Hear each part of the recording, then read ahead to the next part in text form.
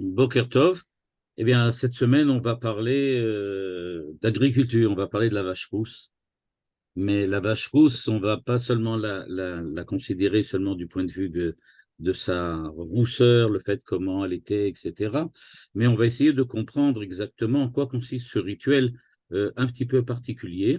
Notamment, on va le voir tout de suite parce que c'est quelque chose qui est complètement différent de ce qu'on a l'habitude de rencontrer quand on parle de purification. C'est-à-dire que peut-être que la question la plus fondamentale qui se pose quant à le problème de la vache rousse, c'est que la vache rousse, en fin de compte, on ne sait pas véritablement comment l'aborder. Est-ce qu'il s'agit d'abord est-ce qu'il s'agit a priori de quelque chose qui serait un sacrifice? C'était la première question. Est-ce que c'est un sacrifice, la vache rousse? C'est une question qu'on peut se poser. Pourquoi? Parce que ça serait quand même un petit peu étonnant que la vache rousse soit un sacrifice, puisque on lui faisait la shrita, c'est-à-dire qu'on l'égorgeait en dehors du temple. Donc, a priori, elle ne fait pas partie des sacrifices. Est-ce qu'il s'agit d'un rituel de purification? Ben, ça, c'est évident, puisque en fait, quand on parle de la vache rousse, on parle de ce qui inévitablement est relié avec l'impureté qui elle-même est liée à la mort, le contact avec la mort. On a rencontré quelqu'un, on a rencontré un cadavre, on a touché un cadavre, on était dans un espace avec un cadavre, etc. Donc, à cause de cela, on se rend impur, il faut donc se purifier de la mort. Et pour se purifier de l'influence du contact avec la mort, on utilise les cendres de la vache rousse qui sont mélangées avec de l'eau que l'on asperge sur la personne qui est elle-même impure. Mais la question est de savoir, mais alors, comment se fait-il, vous allez le voir tout de suite dans le test que nous allons aborder maintenant, comment se fait-il que on asperge de l'eau pour rendre impur, pour rendre pur? C'est pas véritablement l'habitude. D'habitude, quelqu'un qui est impur doit rentrer à l'intérieur de l'eau, c'est-à-dire il doit plonger dans un mikvé, donc dans une piscine d'eau, pour se purifier. Là, c'est différent. On l'asperge. Donc, c'est pas le même style. Ça fait partie, évidemment, des rituels de pureté, mais c'est pas exactement le même style de purification qu'on se serait attendu à voir. On se serait attendu à voir quelque chose de beaucoup plus, j'aurais pu dire, beaucoup plus fort. En effet, plonger dans le mikvé, c'est-à-dire plonger dans une piscine d'eau, consiste à effacer complètement la vie précédente. Pourquoi? Parce que on considère que retourner dans l'eau, c'est comme si on retournait à l'époque prénatale dans laquelle on était dans le ventre de la mère et que là-bas on baignait donc dans le liquide du fœtal et c'est en fait revenir à cette situation de l'eau fœtale. Et ça revient donc à une espèce de renaissance. On renaît une seconde fois en sortant du mikvé. Donc ça, on peut le comprendre et on se sera attendu que c'est cela.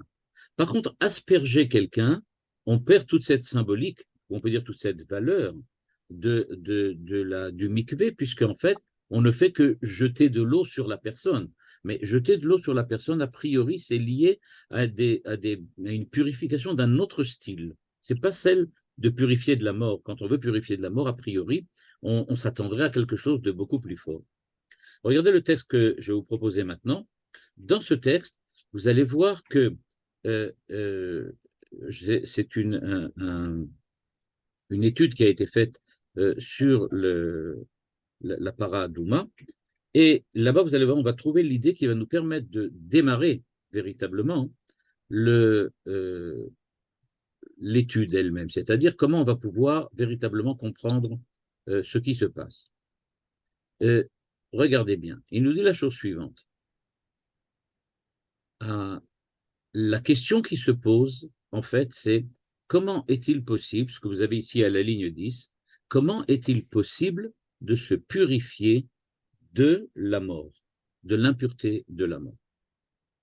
Et en fait, il se trouve que c'est quelque chose de très différent que l'on fait maintenant, en ce sens qu'on asperge de l'eau avec la paradouma, mais on va voir que c'est justement, pas seulement dans l'aspersion de l'eau, on va trouver quelque chose de différent, mais dans le fait qu'on utilise une vache rousse qui est consumée, brûlée, et dont les cendres sont ensuite mélangées avec de l'eau et que l'on asperge.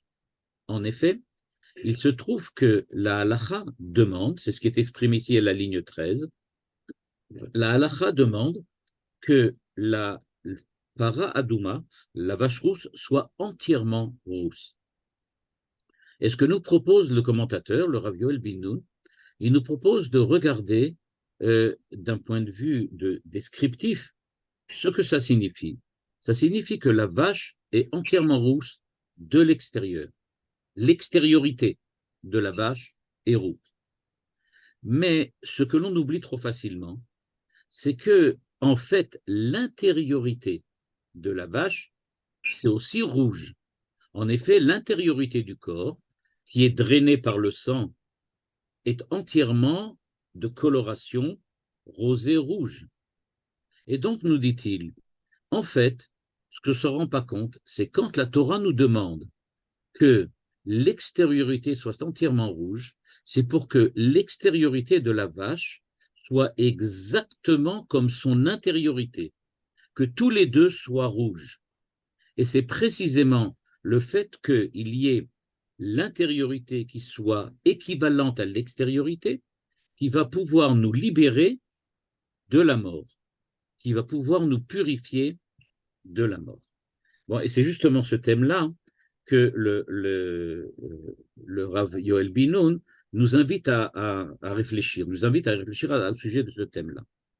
En effet, premièrement, on peut considérer effectivement que la mort, c'est une espèce de transition entre l'existence que j'ai maintenant et une autre réalité ultime, une réalité différente. Et donc, on peut très bien envisager, d'un certain point de vue, le fait que la mort, c'est une possibilité où je libère l'intériorité de mes limites matérielles et je m'ouvre à quelque chose de plus grand, de différent. C'est comme si on disait que l'intériorité passe à l'extérieur. L'intériorité devient extérieure. Le rouge de l'intérieur devient maintenant un rouge extérieur. Comme si ce qui était à l'intérieur de cette vache était maintenant présent dans le monde. Et donc, en fait, utiliser une vache rousse dans le rituel de la purification de la mort, ça voudrait dire qu'il ne faut pas avoir peur ou être angoissé ou avoir une terreur de la mort, parce qu'en fait, la mort, c'est le passage de ce qui est à l'intérieur vers une autre forme de vie, vers une autre forme d'existence. Et donc, on a l'impression, nous, quand on est à l'intérieur, comme le rouge du sang de la personne ou de la vache, eh bien, on a l'impression qu'on est à l'intérieur, et quand ça va sortir, eh bien, ça va être une catastrophe, c'est fini, on est mort, c'est fini. Alors, on dit non, pas du tout. Il y a une vie différente au rouge, c'est-à-dire à ce qui fait le fondement même de la vie de l'homme, le fait qu'on ait du sang, qu'il y ait la circulation sanguine, qu'il y ait le cœur, qu'il y ait les battements du cœur, tout ça, ce qui fait la vie véritablement, notre vie, en fait prend une dimension différente, ça devient le roux qui est à l'extérieur, et ce passage entre l'intérieur et l'extérieur nous permet d'envisager la mort avec une beaucoup plus grande sérénité. Et donc, c'est un peu ce que ce rituel de la vache rousse nous invite à entreprendre. C'est-à-dire, imaginer, envisager que la mort est une possibilité, une nouvelle possibilité, un passage dans lequel ce qui était jusqu'à présent, je vais le dire de cette façon-là, enfermé, limité, mis en prison, véritablement incarcéré à l'intérieur, va pouvoir maintenant être à l'extérieur. La vache est rousse aussi à l'extérieur, quelque chose qui n'est pas courant et qu'on ne peut pas trouver de façon aussi évidente. D'un autre côté, on peut envisager maintenant la mort dans son rapport avec l'extériorité. C'est-à-dire qu'évidemment, ça va nous demander une transformation de notre relation avec l'extérieur. C'est-à-dire, a priori, et donc là c'est une autre perception de la mort et de la disparition, c'est le fait que quelqu'un qui disparaît, eh bien, termine son interaction avec le monde matériel, avec les autres, avec autrui, avec sa famille, etc., etc. On a l'impression, et là c'est le contraire dans cette vision-là, là on a l'impression que la mort vient en fait dissoudre tous les rapports que l'individu a avec son extériorité, comme si en fait il retourne à une situation dans laquelle il n'a plus aucune extériorité. Dans la première dimension, j'avais expliqué, que je viens d'expliquer, dans la première dimension, j'avais montré qu'on pouvait qu'envisager la mort comme le passage d'une intériorité à une nouvelle phase, qui serait ce qu'on appelle l'extériorité. Mais cette fois-ci, on peut faire l'intérêt, on peut faire la dimension, j'aurais pu dire, inverse. C'est-à-dire, dans ce processus inverse, c'est l'extériorité de la vache rousse qui nous dit que, vous voyez, votre vie, votre existence, c'est un rapport avec les autres. Quand je suis vivant, alors je suis avec les autres, je suis avec autrui, je suis en rapport avec le reste du monde et le reste de l'humanité. Et donc, quand je suis en rapport avec eux, ce qui donne véritablement à mon existence, à ma vie, une valeur ou en tout cas une spécificité, c'est le fait que précisément, j'ai une certaine place dans l'extériorité. Dans l'extériorité. Et donc, cette place que j'ai dans l'extériorité, c'est-à-dire le fait que je sois dans la société, ceci disparaît à partir du moment où la personne décède. Elle disparaît. Elle n'est plus là pour nous. Elle n'est plus là pour nous. Et donc, on voit ça évidemment, et à juste titre, et de manière légitime, comme un malheur. C'est-à-dire, voilà, elle était là, elle n'est plus là. Mais on nous dit, oui, mais peut-être, peut-être. Il faudrait l'envisager comme si le rouge de la vache, c'est-à-dire la rousseur de la vache à l'extérieur, vient maintenant se focaliser à l'intérieur de la vache. C'est-à-dire que ce qui était rouge à l'extérieur, en fait, maintenant se fond avec le rouge intérieur de la vache. Et donc, ce qui se passe à ce moment-là, c'est que, en fait, la vache ici, la personne ne disparaît pas, puisque la rougeur extérieure peut-être a disparu pour nous, mais elle est parallèlement une rougeur intérieure d'une autre dimension. Et donc, en fait, ce qu'on est en train de regarder et de voir dans le rituel de l'utilisation de cette vache rousse pour purifier de la mort, ce sont deux aspects pardon, je m'excuse, ce sont deux manières de regarder la mort, soit regarder la mort comme le passage d'une intériorité à une nouvelle forme de vie qui serait l'extériorité, c'est-à-dire que le rouge intérieur à la vache devient maintenant un rouge extérieur, soit on peut le voir dans la direction différente, comme si le rouge extérieur maintenant s'intériorisait et qu'il devenait une autre manière de voir. Maintenant, nous avons perdu, on peut dire, cette extériorité de la rougeur et nous nous focalisons sur l'intériorité de la rougeur, du roux, on peut dire de cette façon-là. Et donc maintenant, on peut voir ainsi que, comme nous le propose le Rav Yoel Ben-Nun, que si la Torah nous demande d'utiliser une vache rousse, absolument rousse, c'est bien pour nous dire, faites très attention, votre regard sur la mort est en fait partial. Pourquoi il est partial? Parce qu'il est partiel. Vous ne voyez qu'un aspect. Vous voyez soit le rouge, la mort, c'est fini, la personne n'est plus là, soit je le vois d'une façon différente, elle n'est plus en contact avec le monde. Soit vous le regardez d'un point de vue intérieur, je vais mourir, c'est-à-dire que je vais tout perdre, mon intériorité disparaît, soit je vais dire, ben non, les autres voient que moi j'ai disparu. Dans les deux cas, nous dit la Torah, vous faites une erreur, parce que l'intériorité et l'extériorité le rouge de l'intérieur et le rouge de l'extérieur sont en rapport. Ils ne sont pas équivalents, ils ne sont pas identiques. Le sang qui circule à l'intérieur du corps n'est pas équivalent à la rousseur de la peau.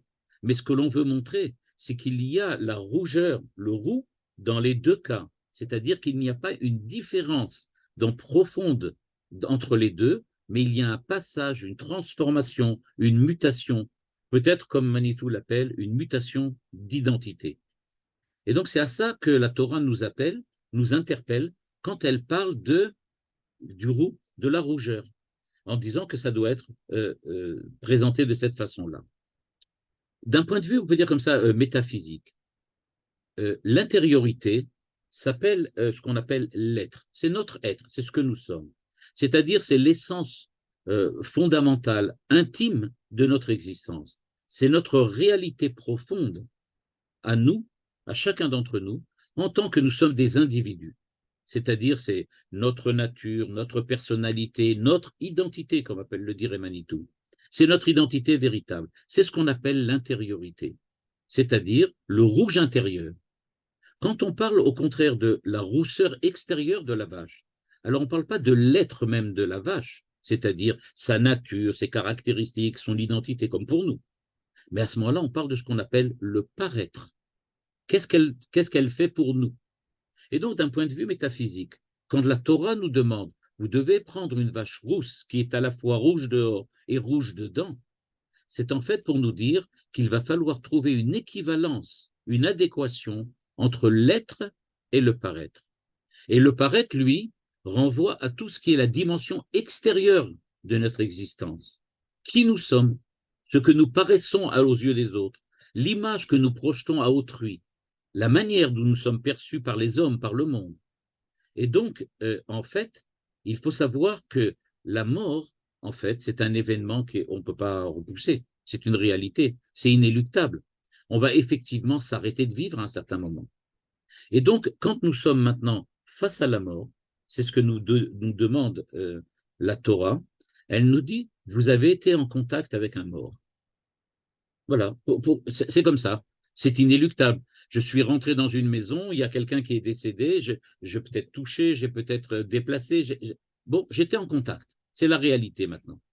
Eh bien, ça, nous dit la Torah, c'est en fait, il faut le voir de cette façon-là. Vous allez devoir vous purifier. Pourquoi? Parce que certains disent, ben, si la mort est tellement effrayante, pourquoi je vais essayer de façon aussi ostentatoire de m'y mesurer? Essayons de l'oublier. Essayons d'oublier ce que Pascal appelait jouer. C'est-à-dire, pourquoi ne pas considérer la vie comme un jeu? C'est-à-dire un jeu dans lequel l'essentiel, c'est d'avoir l'esprit ailleurs. Pourquoi me mesurer avec cet événement qui s'appelle la mort? Ben, pour le moment, je vis, et bien voilà, en restons là. Je vis et j'oublie. Je n'ai pas besoin d'oublier. La Torah nous dit non, non, non. Tu es rentré dans la maison, tu as touché, tu as déplacé, tu as vu, tu étais sous le même toit, etc., etc. Eh bien, il faut savoir se confronter avec la mort. Parce que la mort nous rappelle la fragilité de ce que nous sommes. Elle nous rappelle la finitude. Elle remet en question précisément le fait que l'être et le paraître ne sont pas aussi différents que l'on pourrait bien le croire. C'est-à-dire que nous disons, il y a l'être et il y a le paraître. Moi, je vais mourir, c'est vrai. L'essentiel maintenant, c'est de m'immerger dans le paraître. Je vais aller jouer, je vais aller maintenant ce qu'on appelle me distraire. C'est-à-dire, je veux faire autre chose. Et donc, moi, ce qui m'intéresse, c'est aller, comme je le disais tout à l'heure, aller jouer, je vais voir des films, je vais aller me promener, je vais faire telle chose et telle chose et telle chose. L'essentiel, c'est d'oublier qu'à un certain jour, je vais peut-être mourir. Eh bien, justement, la Torah nous dit non. Tu t'es prouvé, c'est pas toi qui l'as voulu, mais c'est une réalité. Tu t'es retrouvé face au cadavre de quelqu'un. C'est un fait. Eh bien, sache que la mort, c'est aussi un fait. Tu t'y attends pas, mais un jour, ça va t'arriver. C'est quelque chose qu'il faut savoir qui est inéluctable. Donc, c'est-à-dire, c'est un événement de notre existence. Eh bien, en fait, il ne faut pas passer ça comme si c'était une erreur. Non, la mort, c'est-à-dire le rituel de la vache rousse, vient nous rappeler que, en fait, notre existence ne va pas se passer aussi facilement que cela. Il y a un aspect transitoire, éphémère de notre existence.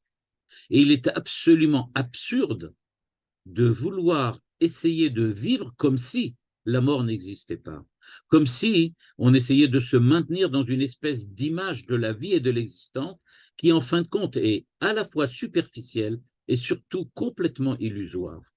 On ne peut pas vivre de cette manière-là. Et donc la Torah nous dit, tu as touché à un cadavre, tu vas aller maintenant te purifier. Tu ne peux pas passer comme ça. Tu vas devoir prendre conscience que maintenant, ta vie n'est plus la même. Tu ne peux pas continuer à vivre. Tu ne peux pas continuer à vivre de la même manière que tu vivais jusqu'à présent. Tu vas devoir faire autre chose. Et donc, dans cette perspective que la Torah nous propose, c'est-à-dire la Torah nous dit, je vous rappelle que l'être est beaucoup plus important que le paraître. Il y a la vanité de la vie, mais la vanité de la vie comme apparence. Il faut au contraire rechercher ce qui est authentique dans notre vie, dans notre existence. Et donc, il faut remettre en question ses motivations, ses aspirations, toutes les valeurs profondes que nous avons dans la vie et essayer de chercher un sens véritable à notre vie afin de nous détacher de tous les déguisements que nous portons dans le courant de la vie. C'est-à-dire que la confrontation avec la mort que la Torah nous impose dans le rituel de purification, c'est quelque chose d'absolument essentiel pour développer une véritable réflexion sur ce qu'est notre vie et notre existence. C'est un espèce de rappel qu'il faut faire tchouva. Et donc, la Torah nous dit, c'est roux à l'intérieur, c'est roux à l'extérieur. Pourquoi? Parce qu'on te dit, maintenant, tu vas devoir commencer à réfléchir. Qu'est-ce que ma vie profonde, le roux de l'intérieur, est-ce qu'il est vraiment est-ce que c'est lui, excusez-moi, est-ce que c'est lui qui colore l'extérieur, ma vie aussi? Le fait d'utiliser la vache rousse, qui est à la fois rouge dehors, rouge dedans, c'est de te demander, tu viens maintenant aller te purifier. Quel est le premier pas pour se purifier? C'est une vache rousse, rouge dedans, rouge dehors. Et pourquoi est-elle rouge dehors? Parce que elle représente ce que l'existence de l'homme doit essayer d'obtenir, à savoir une adéquation, une égalisation entre l'intériorité de la vie et l'extériorité de la vie, entre l'être qui est la nature profonde de chacun d'entre nous et le paraître qui est la façon dont nous sommes face au monde et face à la société. Et donc, le fait qu'on utilise cette vache, c'est pour nous inciter à revivre une vie absolument authentique. Et c'est pour retrouver donc en fait un sens et une réconciliation avec la vie que la Torah nous demande de faire ce rituel de la vache rousse.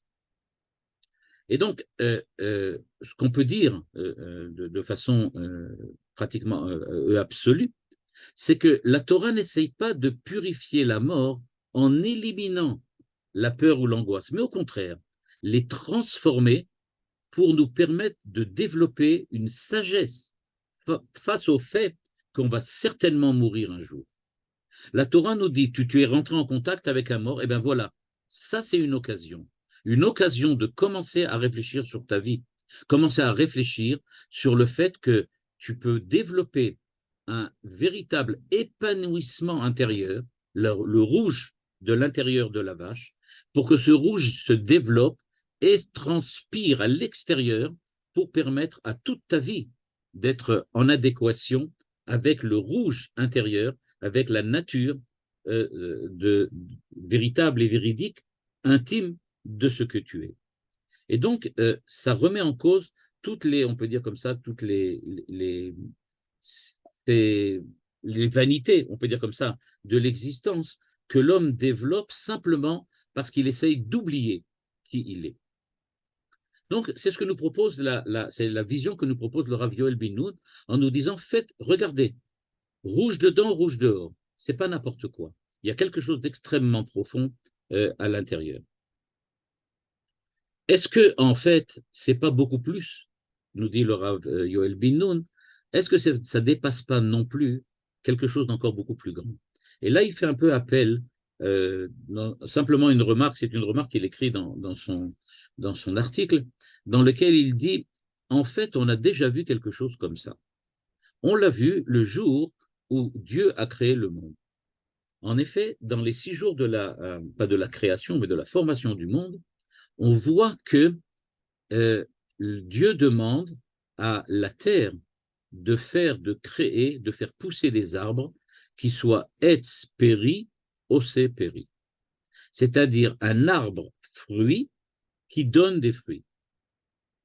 La terre, en fait, n'y arrive pas pour toutes sortes de raisons, et ce qu'elle arrive véritablement à faire pousser sont seulement des arbres qui ne sont pas des fruits, mais qui sont capables de donner des fruits.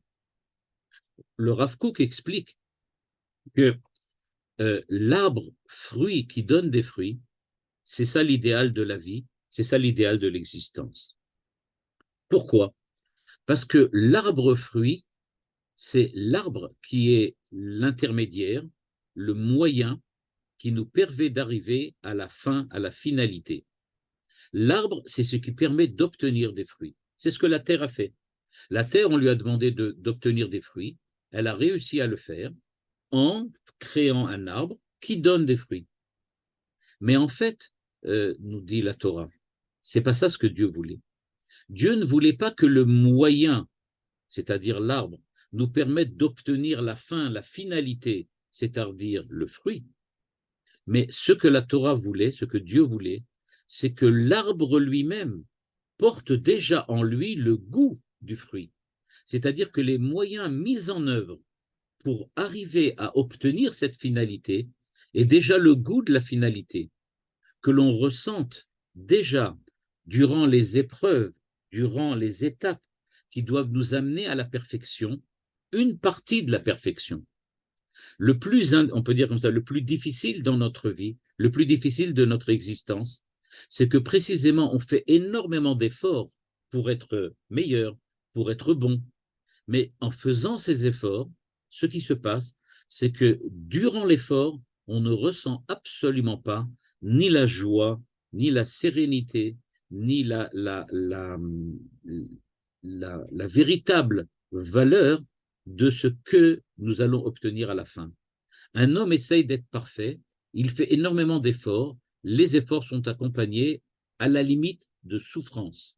C'est une fois qu'il a terminé de souffrir à cause de ses efforts qu'il arrive enfin à percevoir quelque chose, sortir du tunnel et voir la lumière. Et donc ce que la Torah avait demandé, elle avait demandé à la terre, s'il te plaît, fais pousser des tunnels qui soient éclairés comme la lumière qui va apparaître au bout du tunnel. Pas un tunnel sombre qui est le moyen pour arriver à, en fin de compte, sortir à la lumière, mais donne-nous un tunnel éclairé dans lequel on voit déjà, on peut dire, la valeur de ce qu'on va obtenir à la fin. Mais la Torah nous dit que la terre n'a pas réussi et qu'elle a créé une intériorité sombre qui, en fin de compte, parvient à donner une extériorité lumineuse. Le fruit apparaîtra à la fin, mais tant qu'on est dans le processus de création du fruit, eh bien, on sera définitivement dans l'obscurité et on sera donc dans le fait, dans le sombre, c'est-à-dire dans la souffrance et la douleur. Eh bien, la vache rousse, précisément, vient nous montrer que surmonter la mort, ça veut dire surmonter cette coupure, cette césure entre la période d'effort grâce aux moyens et aux étapes avec la période de réussite quand on a terminé d'envisager tous ces efforts. Et donc, il nous dit, il faut que le rouge intérieur, qui est le rouge de la vie, paraisse aussi à l'extérieur, quand c'est le rouge de ce qui est, en fin de compte, obtenu grâce aux efforts. Donc, il nous dit, c'est cela que vient aussi montrer la vache rousse. Elle vient nous dire, vous croyez que la mort, c'est quelque chose qui est propre à l'homme. C'est vrai que les animaux meurent, mais ils n'en sont pas conscients. Donc peut-être n'ont-ils pas, je dis peut-être, On ne sait pas exactement à quel point, en tout cas moi personnellement, je ne sais pas si les animaux ont conscience ou pas conscience de la disparition d'un proche, entre guillemets, qui est d'eux, mais on sait que certains animaux sont, oui, tout à fait conscients de la disparition de leur maître. Certains chiens, notamment, on voit, réagissent à la disparition de leur maître. Mais euh, est-ce que véritablement, c'est seulement l'homme qui souffre de la mort? La réponse que nous apporte la vache rousse, c'est de dire c'est pas seulement l'homme, c'est l'ensemble de l'humanité, c'est l'ensemble du monde. Le monde passe par des périodes durant lesquelles il est nécessaire d'être dans l'obscurité, d'être dans le sombre, pour ensuite, en fin de compte, y arriver à la lumière. Ce que l'on veut, grâce à la vache rousse, c'est se purifier de la mort, c'est-à-dire créer une adéquation, une relation d'égalité entre l'intérieur et l'extérieur, entre l'arbre et le fruit. On veut que l'arbre devienne un fruit, que maintenant les efforts de l'intériorité aient la même couleur, la même texture que l'extériorité. D'où l'idée, nous dit-il, d'utiliser la vache rousse quand il s'agit dans un rituel de passage entre l'impureté et la pureté, c'est-à-dire entre le rapport avec la mort, avec la libération de ce rapport avec la mort, utiliser donc une vache qui est à la fois rousse à l'intérieur et rousse à l'extérieur. Pourquoi donc, nous dit le Rav Duel Bin-Nun, pourquoi donc cette idée, ou plutôt cette halakha, qu'on prend la vache et qu'on va la sacrifier en dehors du temple. Alors on lui fait la shrita, on l'égorge en dehors du temple. Eh bien, nous dit-il, c'est à la ligne 24, parce qu'il s'agit les avi ta'ara la'olam sheyesh bo mavet ve'en bo shlemut, va'fal pichen yesh bo gilui shrina ve'tarat hakodesh hashoefet leshlemut. Et il nous dit de manière extrêmement fine, pourquoi fait-on tout ce rituel à l'extérieur du temple? Parce qu'il faut sortir du temple. Que le fait que Dieu se révèle à l'intérieur du temple, on pourrait dire, c'est pas non plus un grand miracle. C'est-à-dire que c'est normal après tout qu'à l'intérieur du temple, Dieu se révèle. C'est normal qu'à l'intérieur de l'espace réservé à la révélation divine, l'espace qui est prévu pour un rapport et une relation avec Dieu, il est tout à fait normal que Dieu y soit et que l'homme y soit. Mais c'est pas ça ce qu'on veut. Ce qu'on veut, c'est que le rouge de l'intérieur soit aussi le rouge de l'extérieur. C'est-à-dire que la présence de Dieu à l'intérieur du temple soit aussi maintenant une présence qui, comme je l'ai dit tout à l'heure, transpire, passe à l'extérieur. Une présence qui vient maintenant s'épancher aussi à l'extérieur du temple. Donc, on ne va pas faire le rituel du passage, de la transition entre on peut dire la perfection du temple et le monde à l'intérieur du temple. C'est comme si on disait que pour pouvoir être un bon juif, il faut que tu restes à l'intérieur du Beth Knesset ou du Beth Midrash. Mais être un bon juif, c'est être un juif dans la vie, dans l'existence, avec sa famille, avec une communauté, avec un pays. Donc, ce n'est pas de rester à l'intérieur qui veut dire quelque chose. Ce qu'il faut, c'est justement la transition, c'est le passage vers l'extérieur. Et donc, le rouge de l'intérieur de la vache doit déteindre sur l'extérieur. L'extérieur aussi doit devenir rouge. Eh bien, nous dit le Rav Yoel Bin-Nun, c'est peut-être cela la raison du fait que maintenant, on a fait passer la présence de la Kedusha qui est à l'intérieur du temple, on l'a fait passer à l'extérieur. C'est-à-dire, on l'a fait passer dans l'espace réservé, a priori, à ceux qui ne sont pas ni purs ni saints. Eh bien maintenant, la pureté et la sainteté viennent les rejoindre dans leur existence grâce au rituel de la vache rousse. Donc ça, c'est l'idée donc qu'il y a donc un rapport, une relation entre l'intériorité et l'extériorité, l'être et le paraître, le temple et le reste du monde. C'est donc la kedusha du temple qui maintenant sort, se déplace, sort à l'extérieur et maintenant se répand, s'épanche à l'extérieur, pardon, du temple pour pouvoir sanctifier le reste du monde.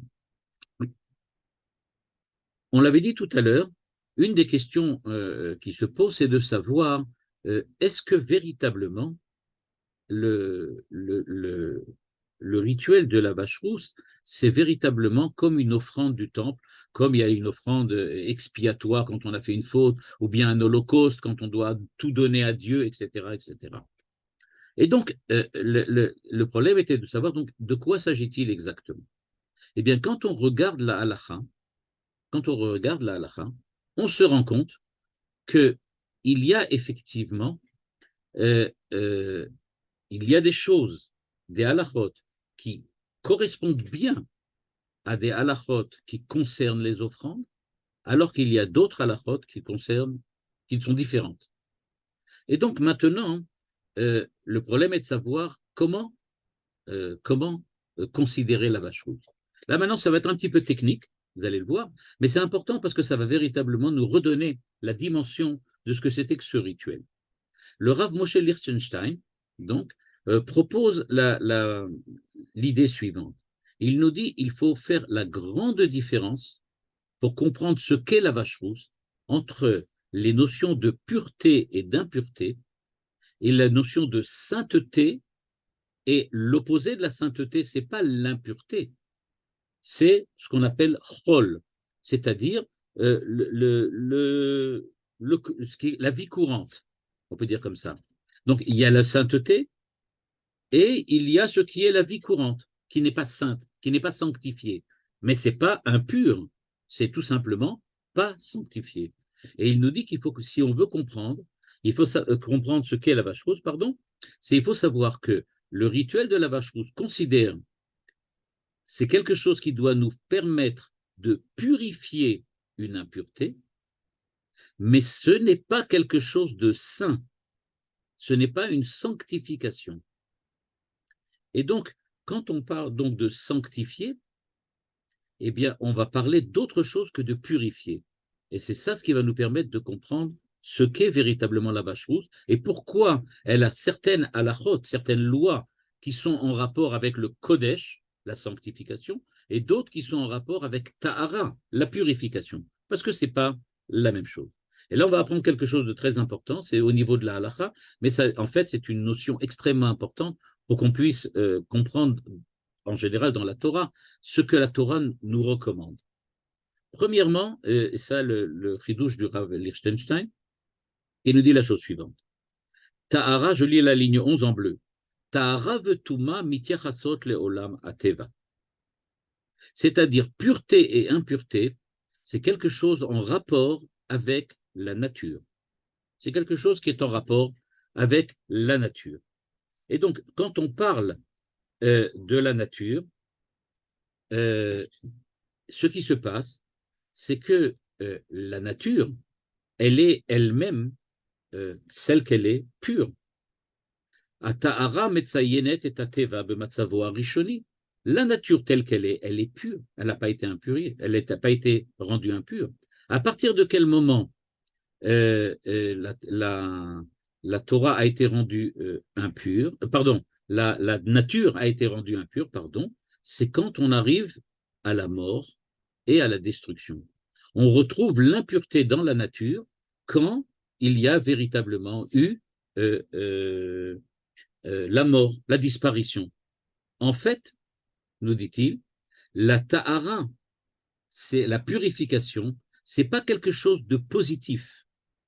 On ne purifie pas quelque chose en ajoutant quelque chose à la nature, mais en lui rendant son état primordial, l'état qu'elle avait au départ.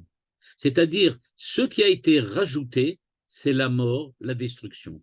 Il faut éradiquer la mort, éradiquer la destruction, et la nature redevient pure.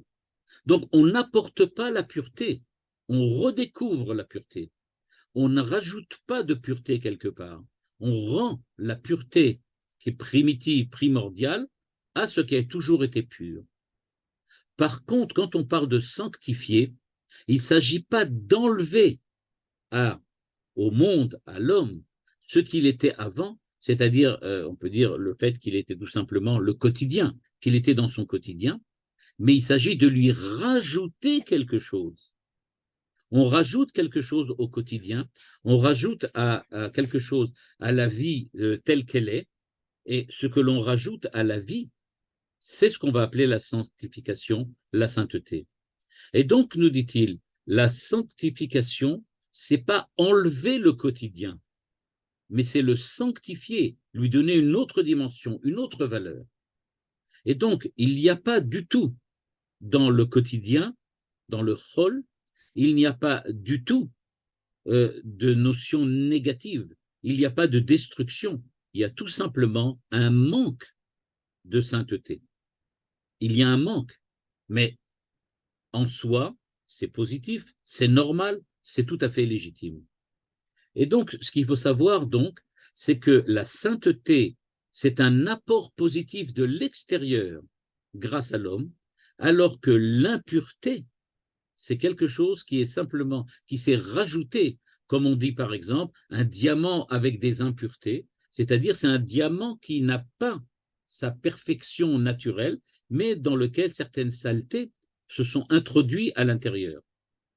Et donc, la question est de savoir pourquoi et comment on va pouvoir arriver à extirper cette impureté pour ramener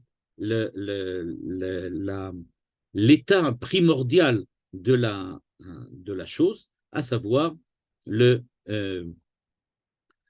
l'état de pureté qui était au départ. Et donc, nous dit-il, puisque la Kedusha n'existe pas naturellement, il va falloir y arriver. Comment le fait-on? Eh bien, précisément en demandant à l'homme dans la Kedusha, de s'éloigner du quotidien. On lui demande de s'éloigner, pas de l'effacer. On lui demande de s'éloigner, c'est-à-dire de prendre une dimension différente, donner au quotidien une dimension différente. Par contre, quand on va parler de pureté, eh bien, c'est tout à fait différent. L'homme descend à l'intérieur d'un mikvé, comme il était à l'état naturel, nu, il rentre à l'intérieur du mikvé et il redevient pur, et il ressort pur, il renaît, c'est-à-dire il a une renaissance. Et donc ce qu'on va faire, nous dit le Rav, pas le Rav Soloveitchik, mais le Rav Lichtenstein, c'est donc que la Kedusha, c'est être face à Dieu, et donc on essaye de tout voir, de tout entreprendre dans le cadre de la Kedusha. C'est donc cette capacité que nous avons de sanctifier, c'est-à-dire de prendre ce qui fait partie de la vie courante, de la vie quotidienne, et maintenant de lui attribuer une dimension différente en l'utilisant pour Dieu en vertu de la volonté divine. Mais Kadesh Israël ve'azmanim, nous dit le Rav Lichtenstein. Ça veut dire qu'on a la possibilité de sanctifier le temps. Le temps, il était là devant nous, il n'était pas impur, il était tout simplement pas utilisé à des fins de sainteté. Mais maintenant, nous l'utilisons pour des fins de sainteté. Par contre, le monde, lui, a été créé. Au moment où il a été créé, il est dans un état de pureté absolue. Et il n'a aucune impureté. Il n'y a rien qui vient lui enlever sa valeur particulière. Mais donc, il est seulement pur, mais il n'est pas encore sanctifié. Il n'est pas encore saint. Le rôle de l'homme, c'est de repurifier, c'est-à-dire de ramener la pureté au monde, afin de l'utiliser de manière sanctifiée, sainte, face et devant Dieu. Eh bien, c'est ça le rôle de la vache rousse. La vache rousse, elle est là justement pour nous dire, je vais vous donner la possibilité de repurifier afin que vous puissiez maintenant utiliser ce rôle, c'est-à-dire ce quotidien, ce vécu de l'existence légitime qui est celui de tout homme, à des fins de sanctification.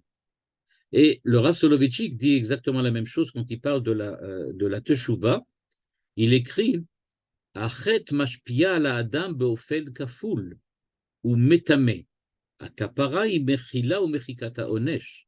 לעומת זאת עולם הטומאה והטהרה קשור לאישיותו של האדם, הפרה מתארת מטומאת מת ou marzira et tachaim ativim chez l'Adam.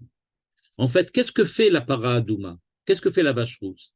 Eh bien, la vache rousse nous ramène dans l'état primordial que nous avions au moment de la création du monde.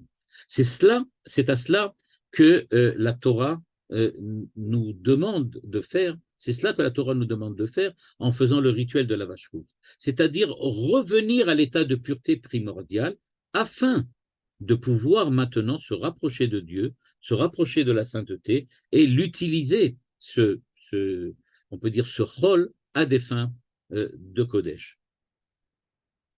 Ce qui est important de noter, c'est qu'effectivement, on ne peut pas se rapprocher de Dieu si on n'a pas quelque chose qui nous donne la possibilité de devenir pur, c'est-à-dire de redevenir tel que nous étions au départ. Et sans rentrer dans les détails ilchatiques que je serais bien incapable de détailler, véritablement, beaucoup de halachot concernant les korbanot, c'est-à-dire les offrandes, et les notions de pureté et d'impureté se retrouvent par exemple dans le Lévitique, dans le livre de Vaïkra que nous avons terminé il n'y a pas trop longtemps, et dans lequel effectivement on voit que tout l'ouvrage du temple tourne autour de deux choses.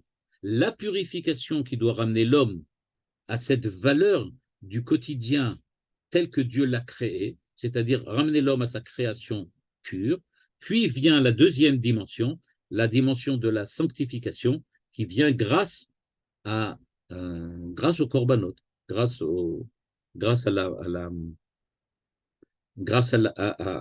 offrandes que l'homme a apportées. Donc il faut savoir qu'il y a donc quelque chose d'essentiel, de primordial dans la vache rousse et encore dans d'autres choses comme par exemple le Seir la Azazel qu'on envoyait par exemple à Yom Kippour, qui lui aussi c'est un rituel qui se passe en dehors du temple. On fait sortir ce bouc, le bouc émissaire, on le fait sortir en dehors du temple pour être projeté du haut d'une falaise vers dans la fosse. Donc, ce que l'on voit apparaître là-bas aussi, il y a aussi quelque chose qui sort à l'extérieur. Mais qu'est-ce qui se passe en fait? Il transportait avec lui tous les péchés des hommes. C'est-à-dire que qu'est-ce qu'on faisait à l'extérieur? On ramenait à l'homme la purification. Quand l'on avait terminé le service divin du bouc émissaire, le service que le Cohen devait faire, l'homme était redevenu pur. Donc, on peut commencer maintenant tout un travail de sainteté, tout un travail qui ramène à l'homme la sanctification grâce au korbanot et donc grâce à tout le travail que les Kohanim faisaient dans le temple. En fait, ça peut peut-être nous expliquer ce qui se passe ici, dans une autre dimension, qui est cette fois la dimension scriptuaire de la Torah, et c'est là-dessus que je vais terminer. Comment se fait-il que les lois de la vache rousse ne soient pas dans le livre de Vaïkra? A priori, quel rapport ça a? Ils auraient dû être avec le livre de Vaïkra. En fait, il s'agit de quelque chose qui a rapport avec la pureté, l'impureté, les corbanotes et les offrandes. Donc, ça n'a pas du tout sa place dans le livre de Bamidbar. Là aussi, le Rav Bin Noun a une très très belle idée. Il nous dit peut-être qu'il faut considérer que à quel moment la Torah décidait-elle de nous parler de la purification, c'est-à-dire de la capacité que l'homme a à redevenir pur afin de pouvoir ensuite se sanctifier lui-même? Eh bien, c'est parce que la paracha de Chukat, elle se situe après les 38 années que les enfants d'Israël ont passées dans le désert. En effet, comme on l'avait déjà expliqué dans un des cours précédents, le livre de Vaïkra est la suite du livre de Shemot, de la même manière que le livre de Bamidbar est la suite du livre de Shemot. Un, du point de vue du rapport direct avec la purification, et l'autre avec on va dire avec l'idéal, la purification comme idéal, et l'autre avec la réalité qui s'est produite d'un point de vue historique. Eh bien, en fait, la parashat Chukat, si on regarde bien, elle a été prononcée 38 ans après ce qui s'est passé le jour du veau d'or et ce qui s'est passé avec les explorateurs. Et donc, en fait, ce qui s'est passé là, c'est que 38 ans après, toute la génération des enfants d'Israël qui étaient dans le désert ont disparu maintenant. On ne peut pas trouver une mort beaucoup plus effrayante que celle-là.